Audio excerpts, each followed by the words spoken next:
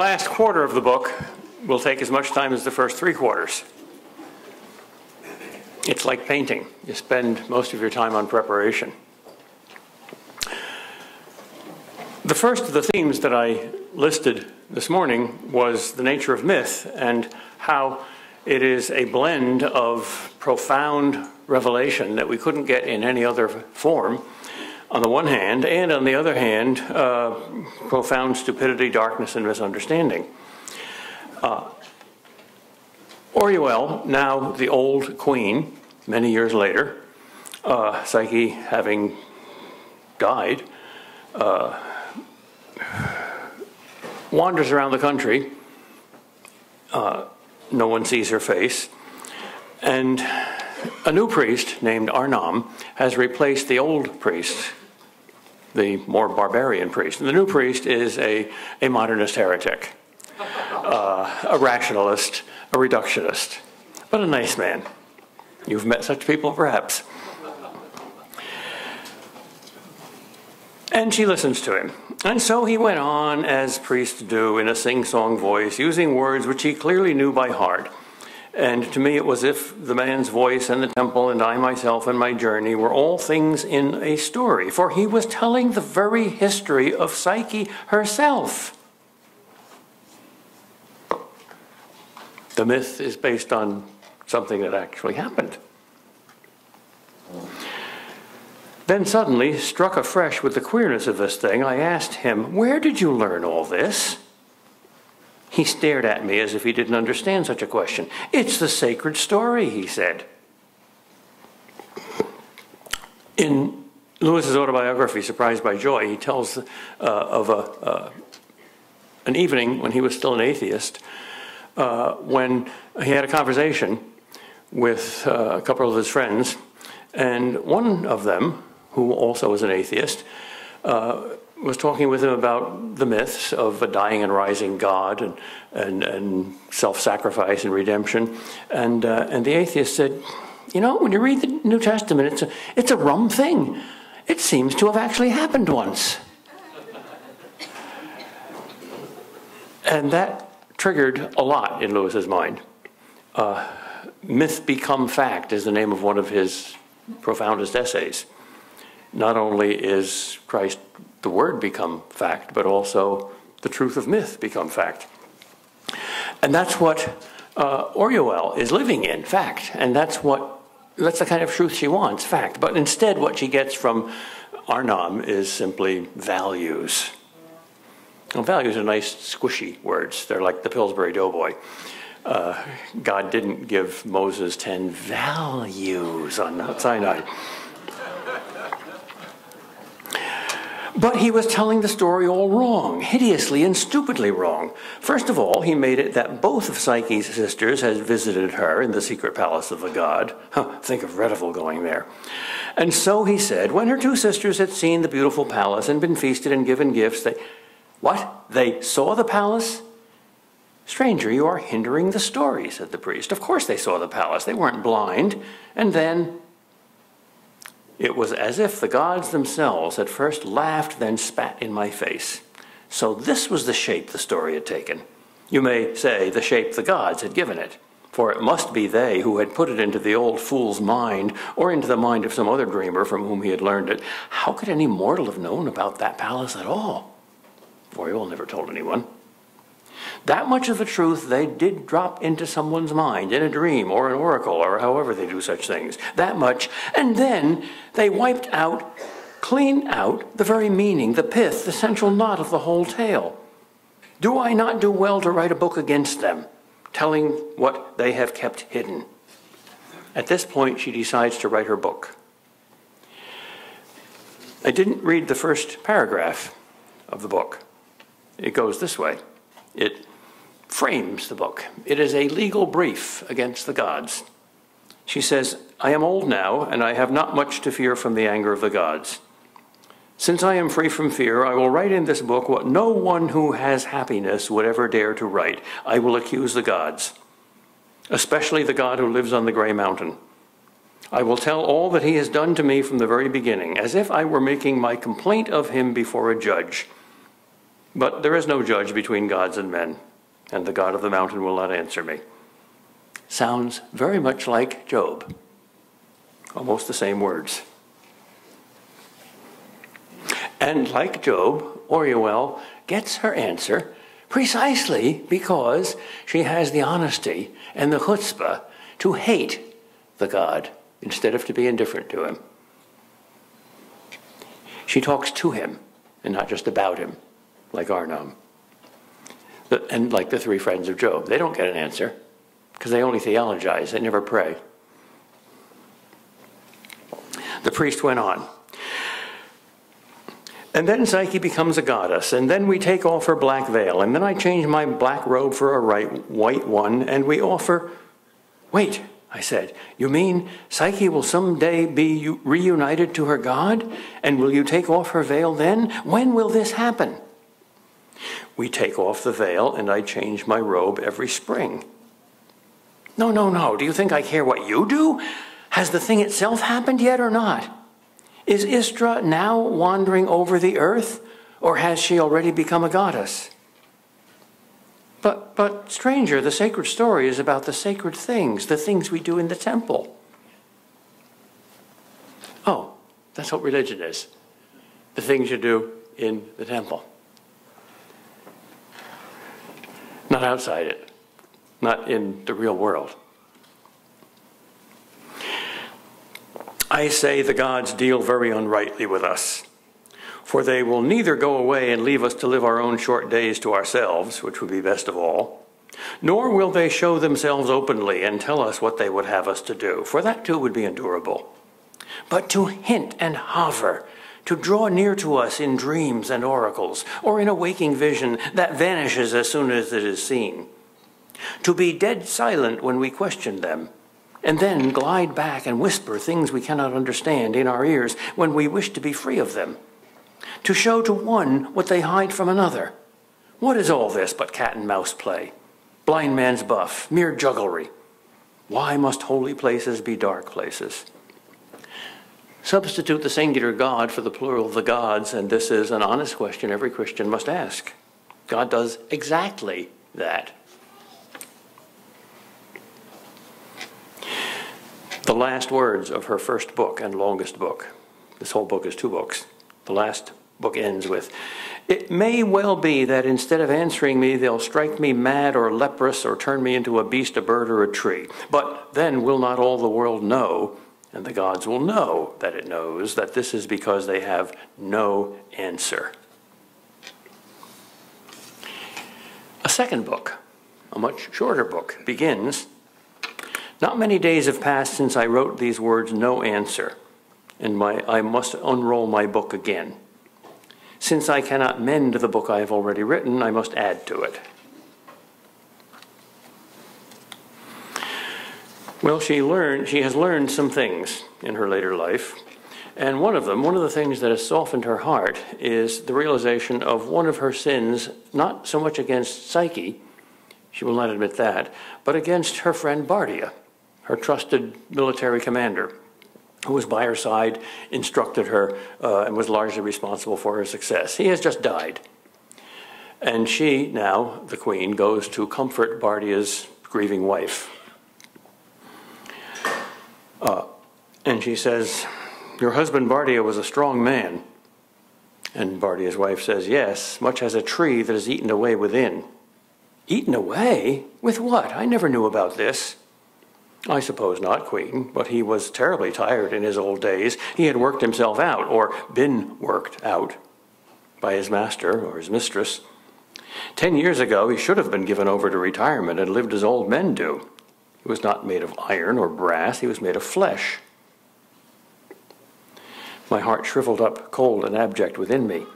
"If this is true," said I, "I've been deceived. If Bardia had only dropped about a word of this to me, I would have taken every burden away from him, would have sent him home forever, loaded with every honor I could give." "O Queen, you know him very little if you think he would ever have spoken such a word. Oh, you have been a fortunate queen. No prince ever had more loving servants." "I know that I have had loving servants. Do you grudge me that?"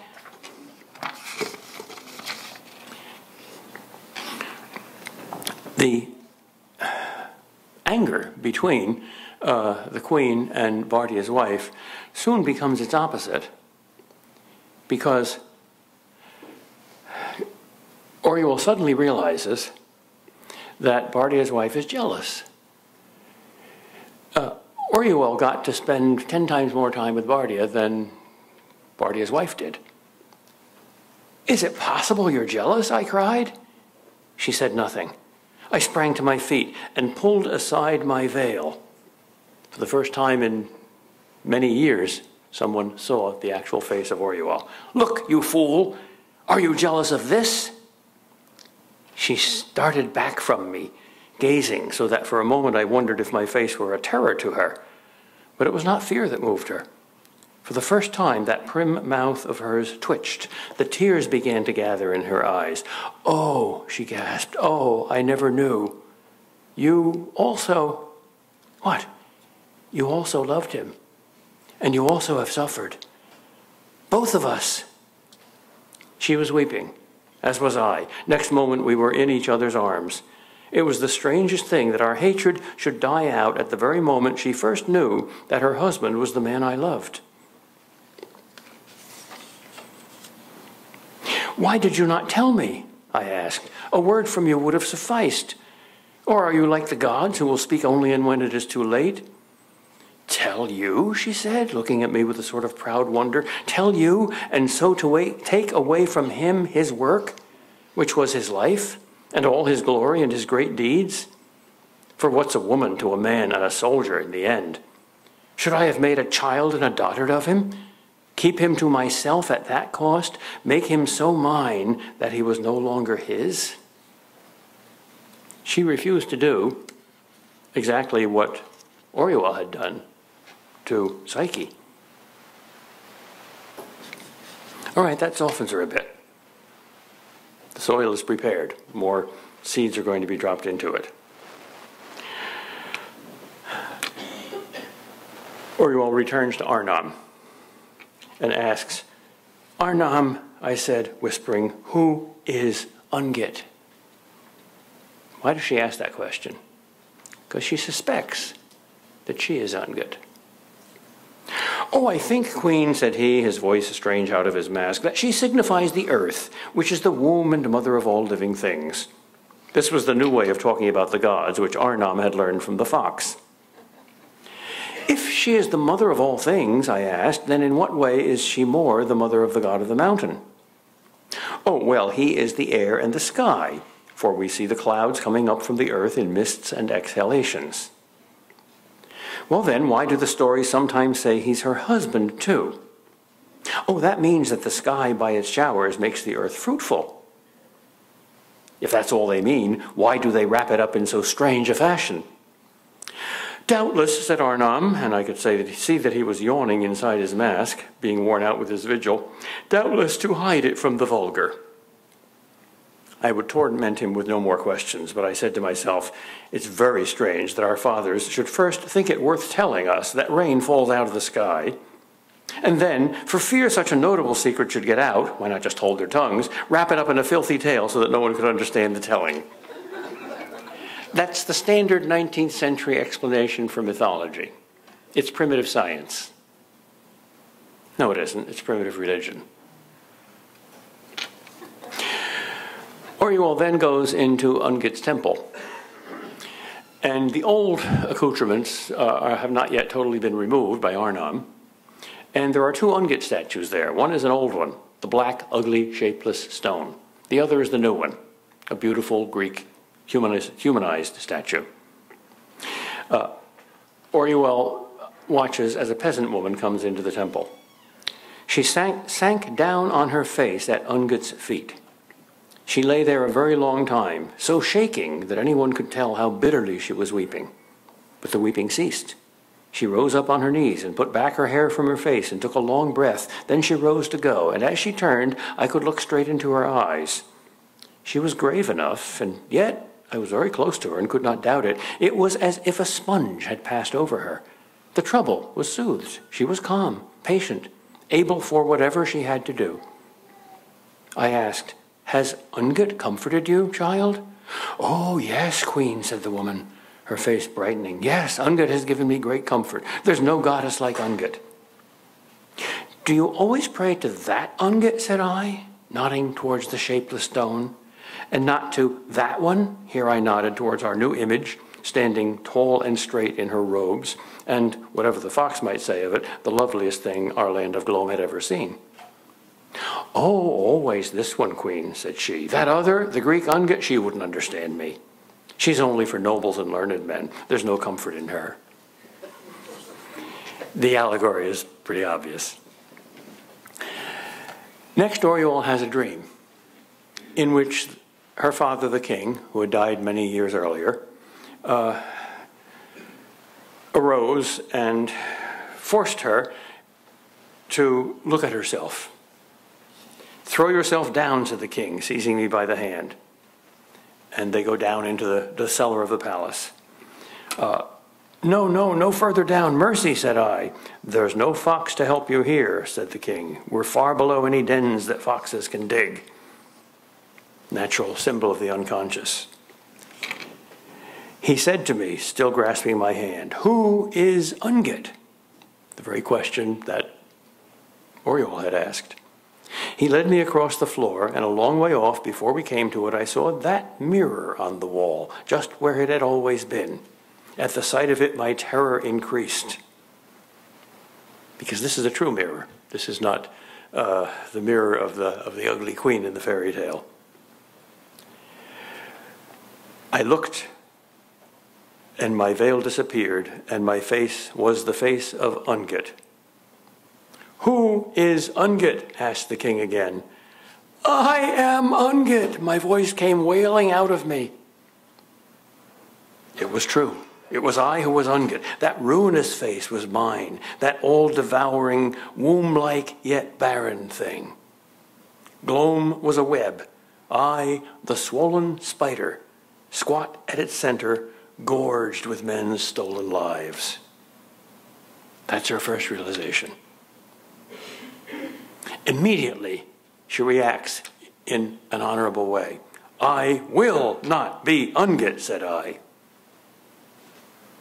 Good, that's step 2. How can she avoid being Ungit? How can she avoid being herself? Once you find that the two persons that you can never, ever avoid are intolerable to you, namely God and yourself, you despair. Suicide naturally opens up as a desperate possibility. So she tries to commit suicide by drowning in a river. But a voice came from beyond the river. Do not do it. Instantly, I had been freezing cold in the water. A wave of fire passed over me, down to my numb feet. It was the voice of a god. Who should know better than I? A god's voice had once shattered my whole life. They are not to be mistaken. It may well be that by trickery of priests, men have sometimes taken a mortal's voice for a god's, but it will not work the other way.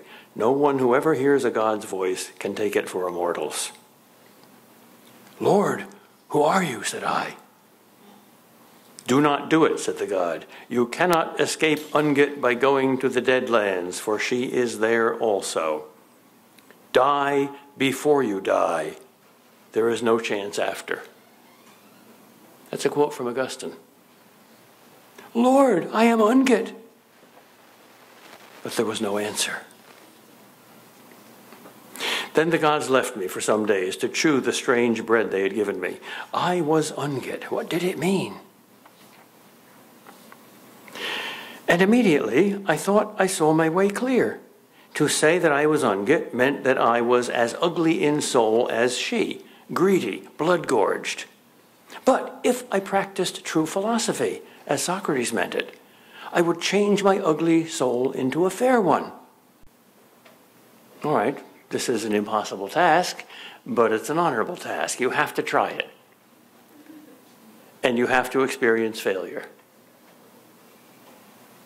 And this, the gods helping me, I would do. I would set about it at once. The gods helping, but would they help? Nevertheless, I must begin. And it seemed to me that they would not help.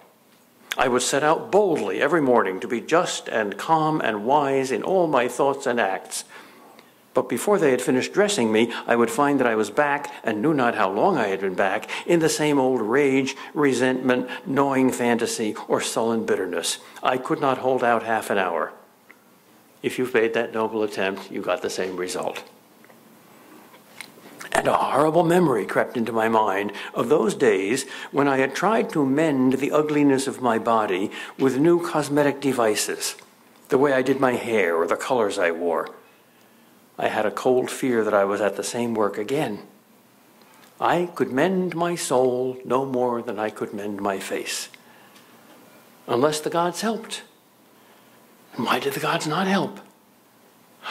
A terrible, sheer thought, huge as a cliff, suddenly towered up before me, infinitely likely to be true. No man will love you, though you give your life for him, unless you have a pretty face. So might it not be, the gods will not love you, however you try to pleasure them, and whatever you suffer, unless you have that beauty of soul. It's a catch-22. They won't love you unless you're lovable, and you can't make yourself lovable unless they love you. It's like the man by the pool of Siloam.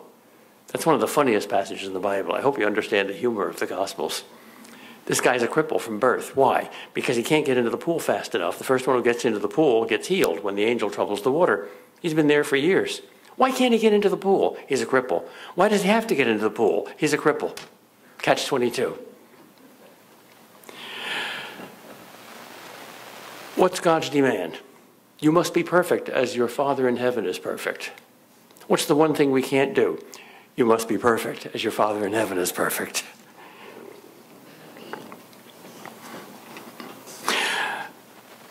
In answer to her question, she gets another dream.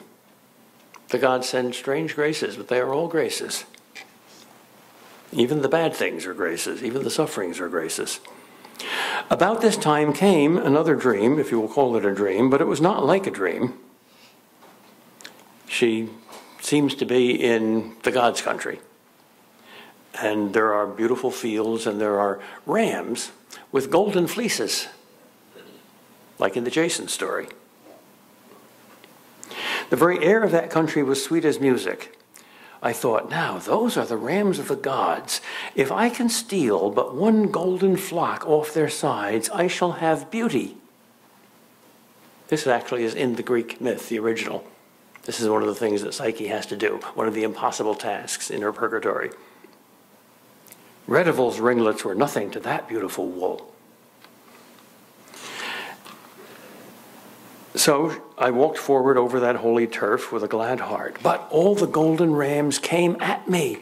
They drew closer to one another as their onrush brought them closer to me till it was a solid wall of living gold. And with terrible force their curled horns struck me and knocked me flat, and their hoofs trampled me. Rabbi Abraham Joshua Heschel was once translating an old manuscript, and one of his students said, "It must be wonderful for you, Rabbi, to live amidst the comforts of religion." And the rabbi stood up, all 6'6" of him with flaming red hair, and said, "Comforts of religion, you say? Shall I translate for you the words of the 9th century mystic Solomon ibn Gabriel? He said, God is not nice. God is not an uncle. God is an earthquake." Aslan, not a tame lion. They were not doing it in anger. They rushed over me in their joy. I was nothing in their minds. I understood it well. They butted and trampled me because their gladness led them on. The divine nature wounds and perhaps destroys us merely by being what it is. There was once a people so profound that they knew that no man could see the face of God and live. We call this the wrath of the gods, as if the great cataract were angry with every fly it sweeps down in its green thunder. Yet they did not kill me. When they had gone over me, I lived and knew myself and could stand on my feet. Then I saw that there was another mortal woman with me in the field. She did not seem to see me. She was walking slowly, carefully along the hedge which bordered that grassland. scanning it like a gleaner, picking something out of it. Then I saw what? Bright gold hung in flecks upon the thorns of the hedge.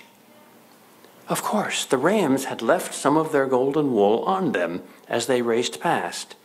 This she was gleaning, handful after handful, a rich harvest. What I had sought in vain by meeting the joyous and terrible brutes, she took at her leisure. She won without effort what utmost effort would not win for me. That's the essential discovery of Martin Luther. Grace, not law. However, it's also the essential discovery of the Catholic tradition through suffering, through death.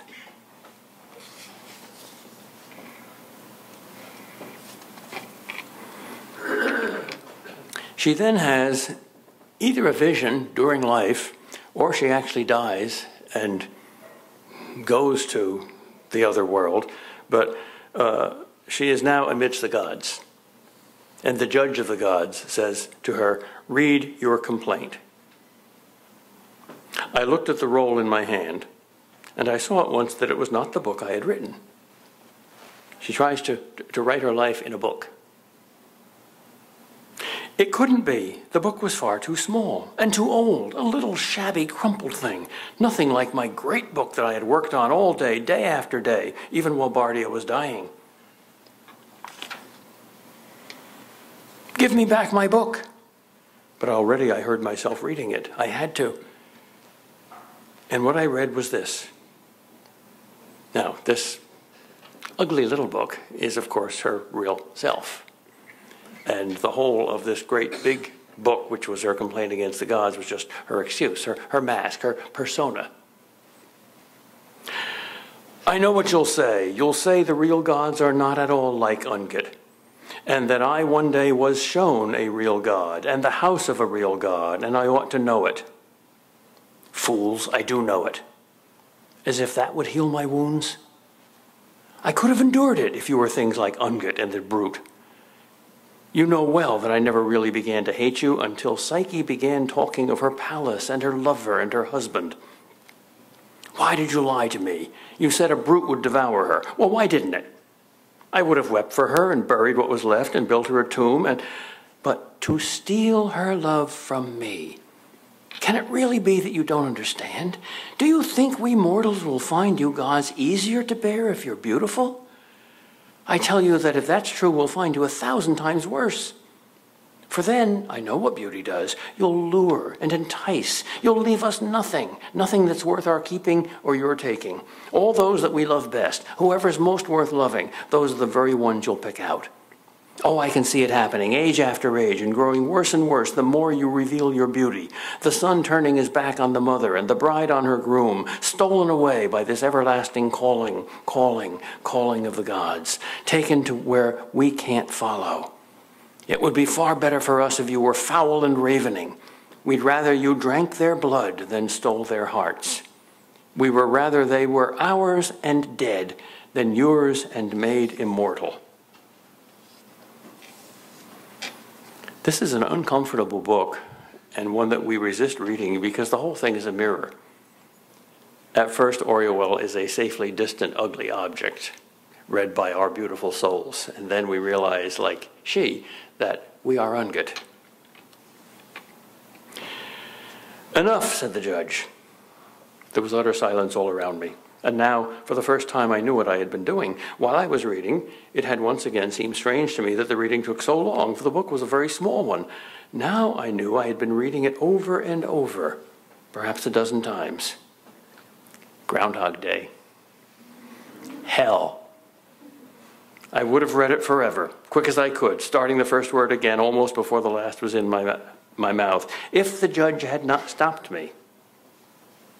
And the voice I read it in was strange to my ears. There was given to me a certainty that this at last was my real voice. There was silence in the dark assembly, long enough for me to have read my book out yet once again. At last the judge spoke. "Are you answered?" he said.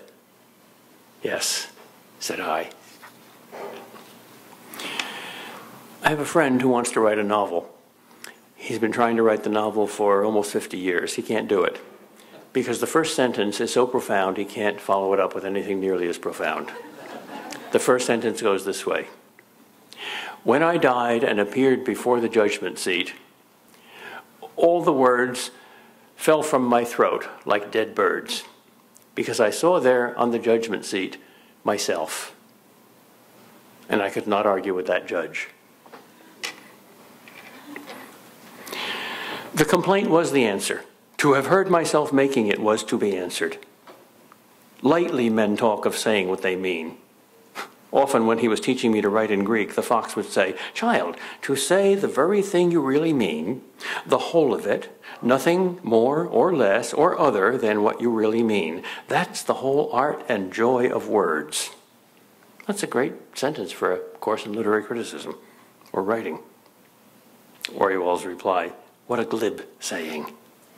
When the time comes to you at which you will at last be forced to utter that speech which has lain at the center of your soul for years, which you have all the time, idiot-like, been saying over and over, you will not talk about the joy of words.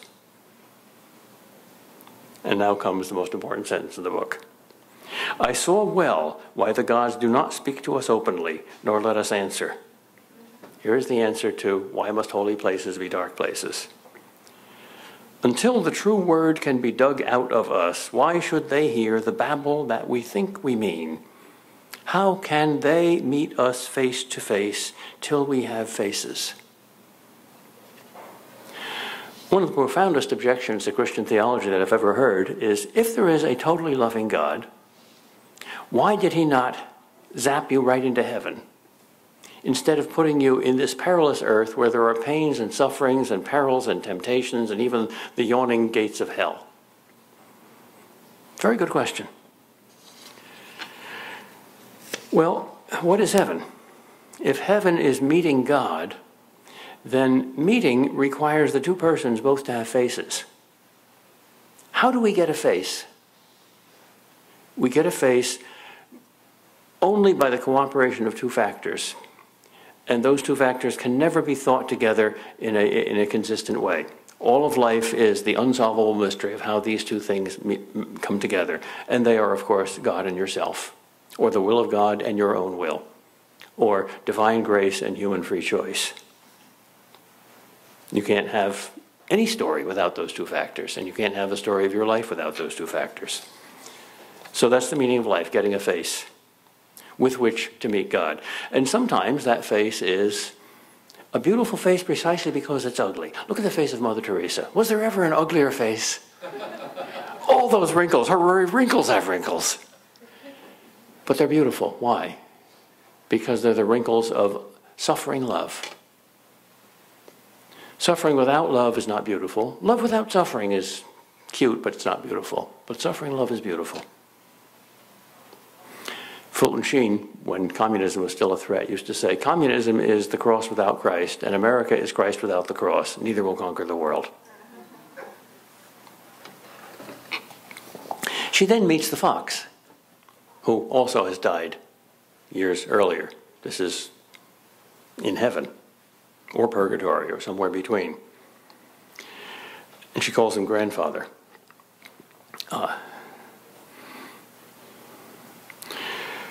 Oh, grandfather, it's true. I've battened on the lives of men. It's true. Isn't it true? And the fox, who is now wise, says, oh, why, child, of course it's true. I could almost be glad. It gives me something to forgive. But I'm not your judge. We must go to your true judges now, and I am supposed to bring you there. My judges? Oh, yes, my child. The gods have been accused by you. Now is their turn. Oh, I cannot hope for mercy. Infinite hopes may both be yours, and infinite fears. But be sure that whatever you get, you will not get justice. Are the gods not just? Oh, no, child. What would become of us if they were? What a great line.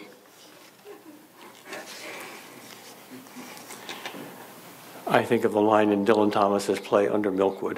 Oh, isn't life a terrible thing, thank God. That's Irish logic.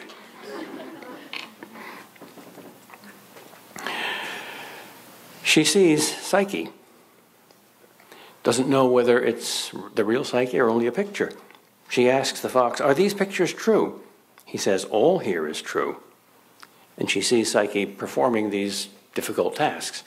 But she asks, did she really do such things and go to such places and not? Grandfather, she was all but unscathed. She was almost happy. Because another bore most of the anguish. I? Is it possible? Well, that was one of the few true things I used to say to you. Don't you remember? We're all limbs and parts of one another. Oh, I give thanks. I bless the gods. Then it was really I? Yes, it was you who bore the anguish, but she who achieved the tasks. Would you rather have had justice? This is a reflection of Charles Williams's notion of the way of exchange. Oriole then asks, and is there a real Ungut? Yes, all, even Psyche, are born into the house of Ungut. All must get free from her. See, the good news makes no sense except for the bad news. Once upon a time, everybody believed the bad news. We're all sinners. But Christianity is a fairy tale. It's much too good to be true. Today, it's the opposite. Of course Christianity is true, except for sin. There's good news but no bad news. Well, then it's not good news. Free quadruple bypass heart transplant operation. Just go to the nearest hospital. Is that good news? Well, if you know that your heart is in desperate condition, yes. But if you don't, it's not good news at all. So we have to preach the X-ray before we can preach the surgery. And now, finally, voices spoke. These are presumably angel voices. They trembled. He is coming, they said. The God is coming into his house. The God comes to judge Oriole. If Psyche had not held me by the hand, I would have sunk down. The air grew brighter and brighter, as if something set it on fire. Each breath I drew let into me new terror, joy, overpowering sweetness. I was pierced through and through with the arrows of it. I was being unmade. I was no one.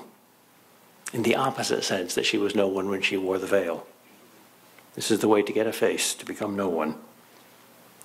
But that's little to say. Rather, Psyche herself was in a manner, no one. I loved her as I would once have thought it impossible to love.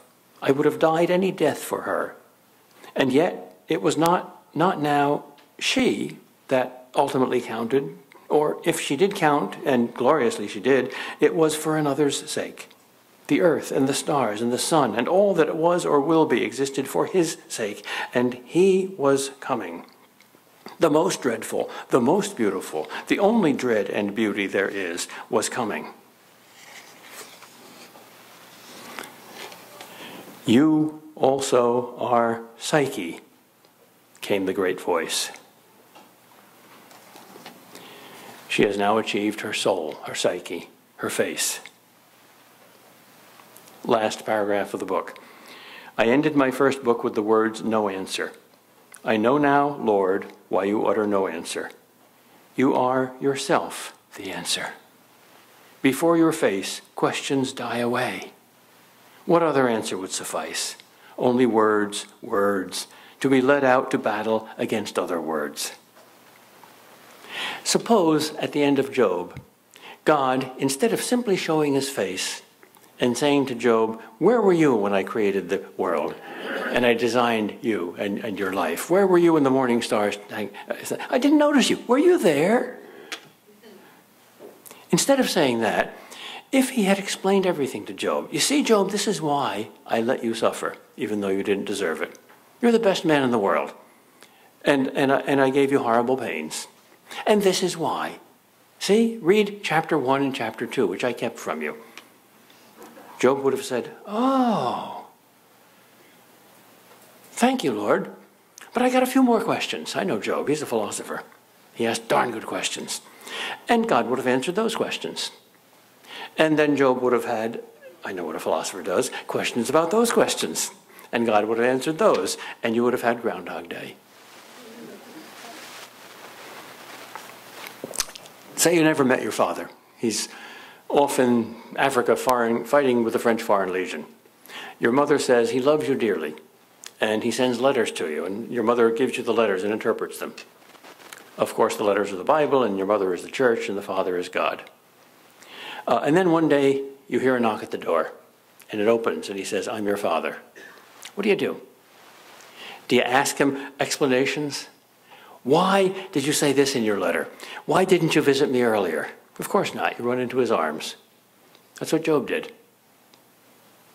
So Oriel is now in the same heaven that Job is in. Job says, I had heard about you with the hearing of the ears. Now I see you with the seeing of the eyes. That's it. Nothing more could happen there.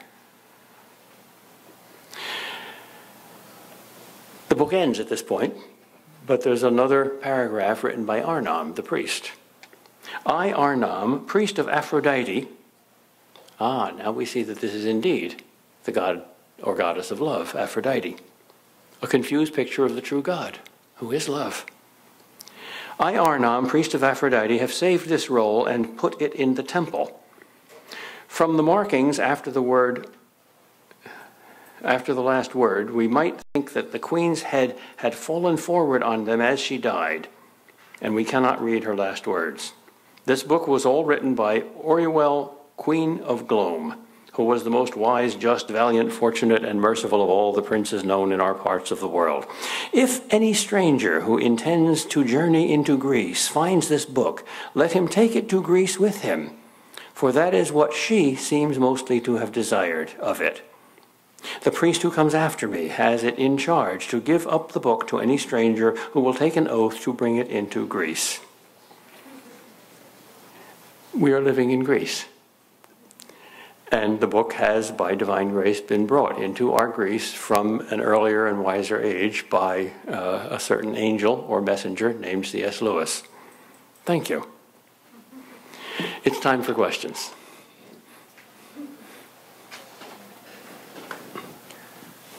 These questions come from both sessions.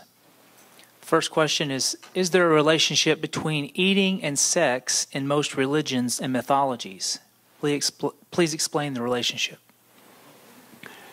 Well, I am not enough of an expert to answer that question empirically and historically, but there is an obvious connection. In sex, the two become one. In eating, you and your food become one. The difference is that you and your food become one by the destruction of the food. But in sex, the two become one by the opposite of destruction. A man is never more masculine than when he's with a woman, and a woman is never more feminine than when she's with a man. So in that way, it is both like and unlike sex. Would you explain the novel's epigraph, "Love is too young to know what conscience is"? You know, I didn't understand that. I guess I should make an effort to, since you publicly asked me to. I'm lazy, so I said, I don't understand that, I'll forget it. Well, conscience, of course, is rational ethics, and that is what the Fox specializes in.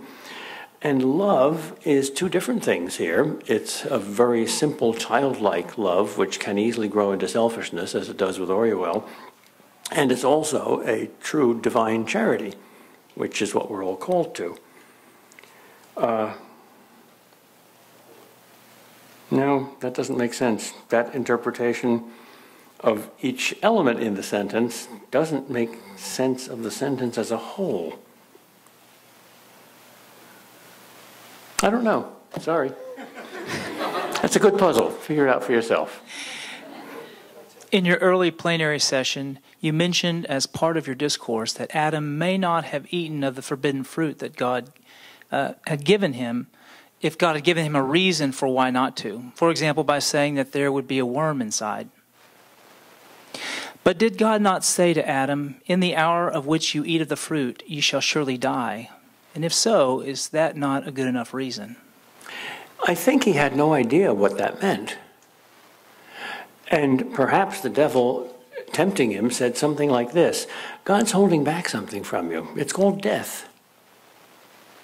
He's got a dark side. He's not just the God of life, he's also the God of death. Haven't you ever seen a George Lucas movie or read the Hindu myths? He's got... Darth Vader is really Luke Skywalker's father, and the Force has a dark side, and God's holding that back. So if you want union with God, you have to taste death. He really wants you to disobey. That's, I think, how Lewis interprets it, because that's what the unman says to the green lady in Perilander to try to tempt her to disobey her commandment. The devil's very, very clever. He's a great fisherman. He puts nice, fat, wiggly worms on his ugly hook. One of the best and most painful aspects of Till We Have Faces is how easy it is to relate to Oriol. What do you think Lewis would suggest to Christian readers as they confront the Oriol within themselves? Two things, and this comes straight from your Christianity. The first thing that's absolutely necessary is to try as hard as you can with all your might to obey the will of God, because that's the whole meaning of life. And then, once you realize that you can't do it, to honestly admit that you can't do it, and without divine grace you have no hope.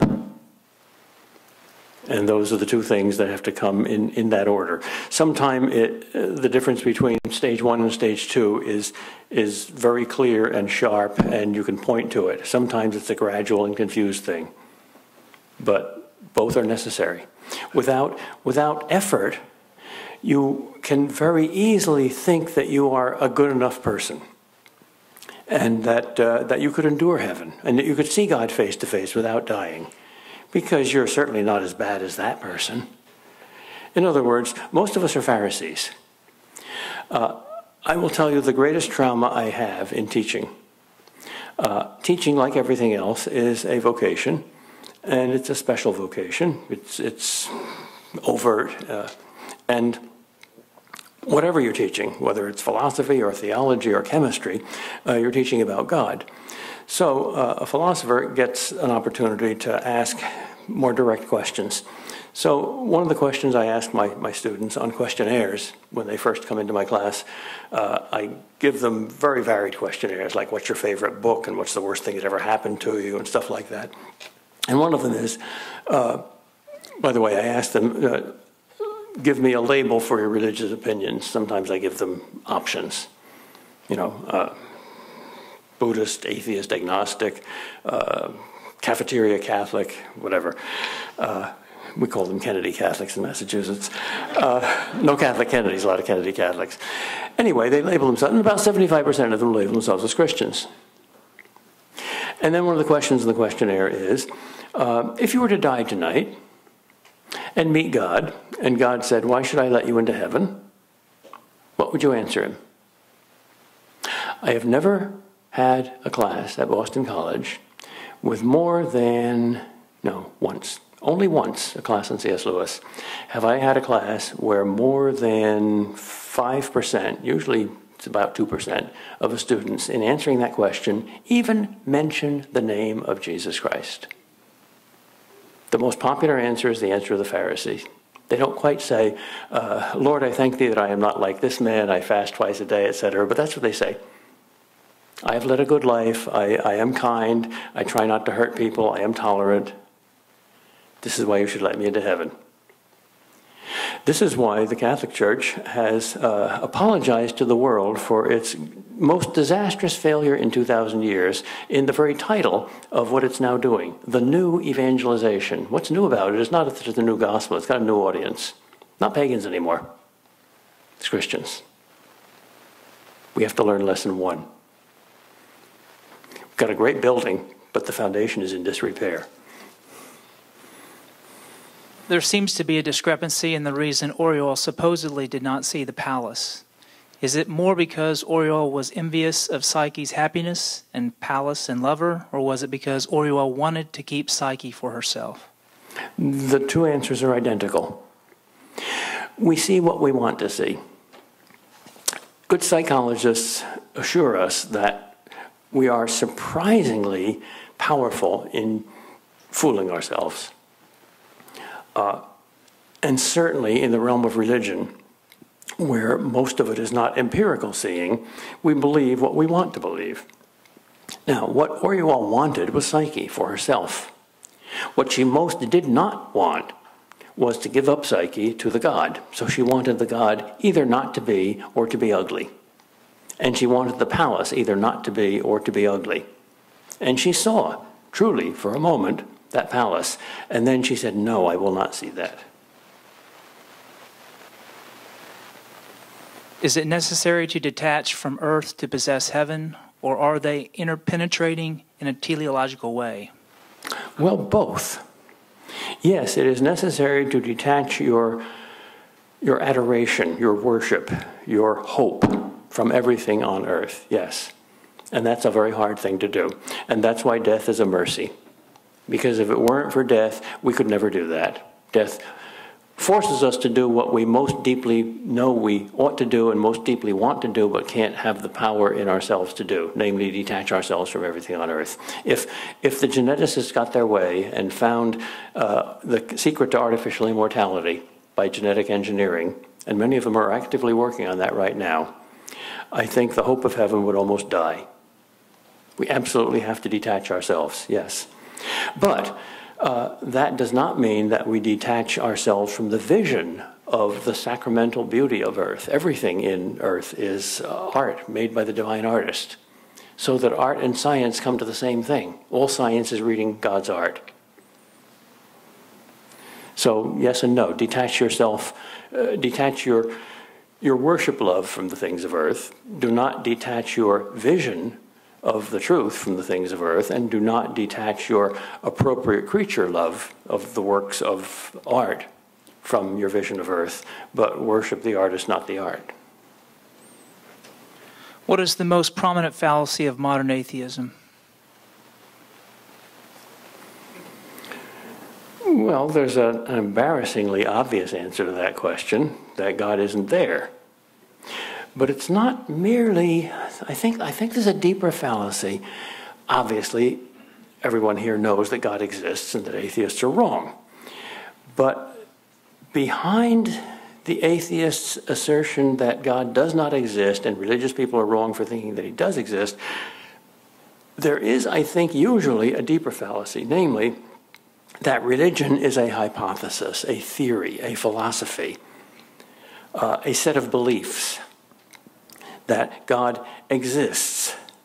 Well, the important thing is not that God exists. The deistic God exists too, but it doesn't make any difference.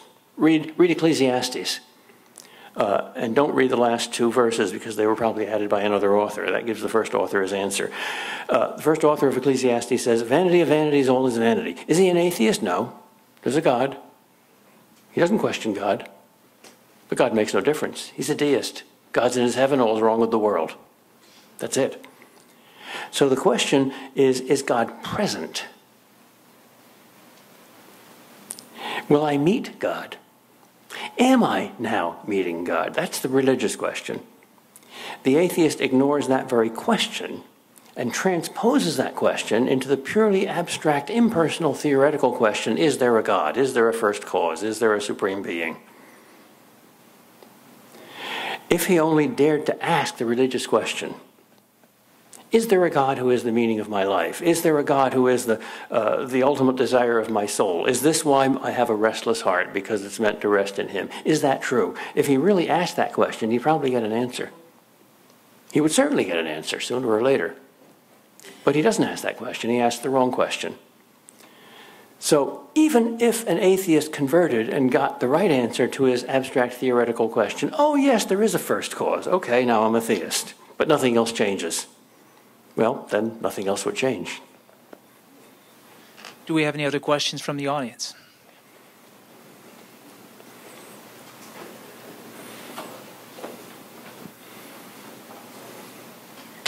When I first read Till We Have Faces, it struck me as an elaboration on an idea that was mentioned in one chapter in The Great Divorce of the woman who was bereaved of her son, Michael. She also loved her son with a possessive love. Could you elaborate on the difference between Orual's sin and redemption and this woman's sin and possible damnation? It's the same thing. We get a fuller picture of it until we have faces. But the fact that these memorable figures occur in two different books of Lewis strongly indicates that he had experience as such a person. And I suspect, although he never admits this in any of his letters or writings, that Mrs. Moore was such a person. You know the story. He and Patty Moore were trench mates in World War I, and Patty's father had died and Lewis's mother had died, and they were both worried about their old parents, so they made a pact. If either of them were killed in war, the survivor would promise to take care for the rest of his life of their aging parent. Patty died, so Lewis invited Mrs. Moore to live with him. Some people have made the atrocious slander that Lewis had sex with Mrs. Moore. She was an old bitch. Lewis may have been randy as a youth, but I guarantee you he did not have sex with Mrs. Moore, because we know that she was a slave driver and that she had absolutely no sympathy for him or his career, and he just had to do housework half the day. And there's hardly a man in the world who loves doing housework. But this was his purgatory. He wrote the following epitaph. Not necessarily to Mrs. Moore, but I think he had her in mind. She was one of these busy, gossipy women who supposedly are very charitable, but are always really making trouble for everybody else under the pretext of helping them. The epitaph goes, "Erected by her sorrowing brothers, in memory of Martha Clay, here lies one who lived for others. Now she has rest, and so have they."